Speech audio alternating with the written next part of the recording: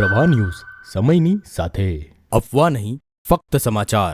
ચૈતર વસાવા સામે બાથ ભીડનારને ભાજપનું ઇનામ। સંજય વસાવાને મળી જિલ્લા પંચાયતની ટિકિટ। જંગ જામશે। ડેડિયાપાડાની મંડાળા બેઠક પરથી પૂર્વ તાલુકા પંચાયત પ્રમુખ સંજય વસાવા ચૂંટણી મેદાનમાં। જૂનો વિવાદ અને વર્તમાન જંગ।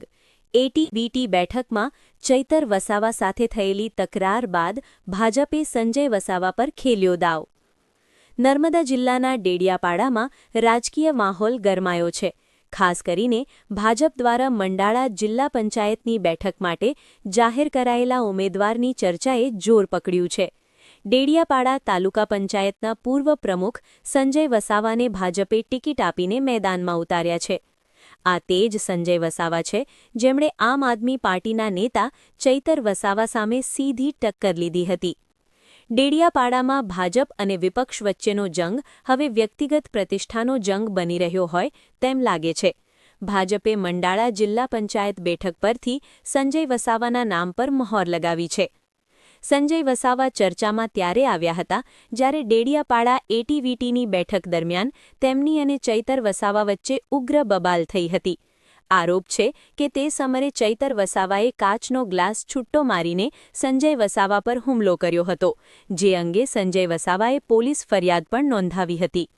ચૈતર વસાવા સામે નીડરતાથી અવાજ ઉઠાવવાનું ઇનામ ભાજપ મોવડી મંડળે તેમને જિલ્લા પંચાયતની ટિકિટ આપીને આપ્યું હોવાનું રાજકીય આલમમાં ચર્ચાઈ રહ્યું છે।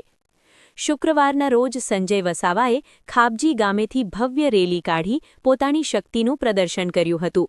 ડીજે અને બેન્ડ વાજા સાથે નીકળેલી આ રેલીમાં સમર્થકોનો ભારે ઉત્સાહ જોવા મળ્યો હતો। મામલતદાર કચેરી ખાતે ફોર્મ ભરતી વખતે સાંસદ મનસુખ વસાવા પણ હાજર રહ્યા હતા અને આ જીતને વિકાસ અને શિસ્તની જીત ગણાવી હતી। સંજય વસાવાએ કહ્યું હતું કે પાર્ટીએ મારા પર જે વિશ્વાસ મૂક્યો છે તે બદલ હું આભારી છું। મેં હંમેશા અન્યાય સામે અવાજ ઉઠાવ્યો છે અને મંડાળા બેઠકની જનતાના આશીર્વાદથી અમે જંગી બહુમતી સાથે વિજયી બનીશું। હવે જોવાનું એ રહેશે કે ડેડિયાપાડાની જનતા ચૈતર વસાવા સામે અવાજ ઉઠાવનાર સંજય વસાવાને કેટલો સાથ આપે છે। 26 એપ્રિલના રોજ યોજાનારું મતદાન આ વિસ્તારનું રાજકીય ભવિષ્ય નક્કી કરશે।